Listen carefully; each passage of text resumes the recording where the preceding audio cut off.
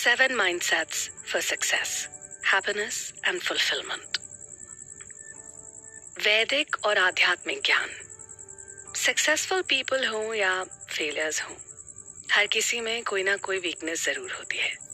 मन में ऐसी कमजोरी जो किसी इंसान को सक्सेस का स्वाद तक नहीं लेने देती हो और बड़े बड़े सक्सेसफुल लोगों को भी अर्श से फर्श पर ला पटक देती हो. क्योंकि सक्सेस कोई ऐसी चीज नहीं जो एक बार मिल जाए तो हमेशा आपकी होकर रह जाए. कई बार तो ऐसा भी होता है कि सक्सेस पाने वाले लोग सक्सेस पाकर भी अपने गलत माइंडसेट की वजह से फेलियर से भी बैड पोजीशन में चले जाते हैं. लेकिन ऐसा क्यों होता है?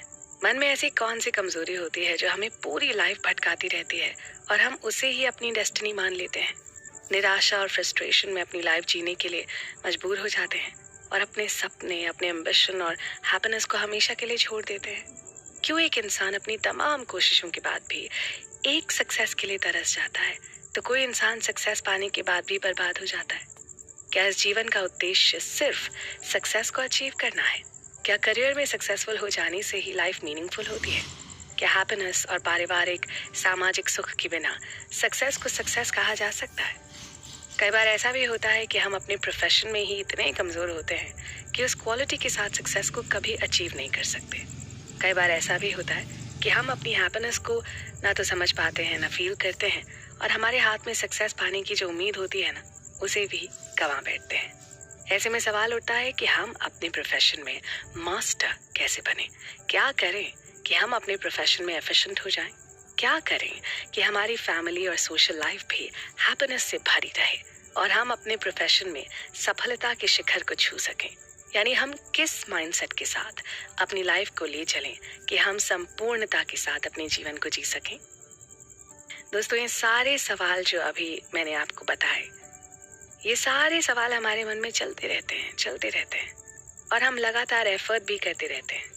लेकिन कुछ दिनों में ही हमारा सारा एफर्ट ताश के पत्तों की तरह भरभरा के गिर जाता है और हम अपने एफर्ट को लेकर बैकफुट पर आ जाते हैं.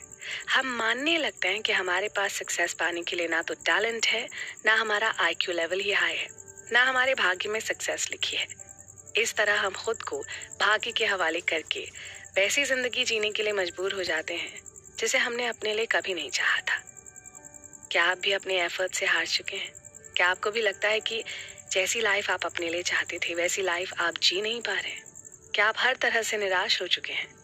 आपका अपने टैलेंट से भरोसा उठ गया है? क्या आप अपने भाग्य को कोस रहे हैं? क्या आप सक्सेस की एक बूंद के लिए तरस रहे हैं? अगर इन सवालों का जवाब आपके लिए हाँ है तो आपको थोड़ा सा भी परेशान होने की जरूरत नहीं है, क्योंकि आज मैं आपको एक ऐसी बुक से परिचय करवाऊंगी जिससे आपकी लाइफ हमेशा के लिए चेंज हो जाएगी और आप अपनी लाइफ को अपने सपनों के साथ जी सकेंगे. नमस्कार दोस्तों, मैं हूं पल्लवी भारती और आपके लिए लाई हूं एक ऐसी बुक समरी जो आपकी सक्सेस और हैप्पीनेस के बीच के सारे बैरियर्स को तोड़कर आपको आपकी मंजिल तक पहुंचाने में पूरी हेल्प करेगी, आपको डायरेक्शन देगी, आपके टैलेंट को एक्सप्लोर करेगी, आपके सेल्फ कॉन्फिडेंस और मेंटल स्ट्रेंथ को स्ट्रांग बनाएगी, आपके मन की सारी कमजोरियों को दूर करके आपको क्वालिटीज से भर देगी और आप जो अब तक अपने भाग्य को कोस रहे थे ना, अपने आप को प्यार करने लगेंगे. तो दोस्तों, मैं जिस बुक समरी की बात कर रही हूँ वो बुक है 7 Mindsets for Success, Happiness and Fulfillment. इस बुक के ऑथर हैं स्वामी मुकुंदानंद.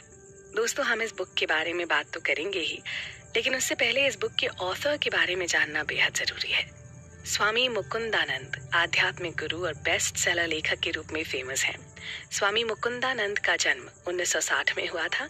वो बचपन से ही बेहद टैलेंटेड स्टूडेंट रहे हैं, इसलिए इंडिया के famous management school IIM Kolkata से पोस्ट ग्रेजुएशन की डिग्री लेने में सफल रहे. इसके बाद इंडिया के फेमस बिजनेस हाउसेस में जॉब भी किया, लेकिन कुछ टाइम के बाद इन्होंने जॉब छोड़कर संन्यास ले लिया. संन्यास लेने के बाद स्वामी मुकुंदानंद ने जीवन और उसके उद्देश्यों के बारे में गहन चिंतन मनन किया. इंसान के दुखों के कारण और उनके समाधान के बारे में जानने के लिए वैदिक ग्रंथों सहित भारत के प्राचीन ग्रंथों का अध्ययन किया और भारत का भ्रमण आध्यात्मिक चेतना के साथ किया.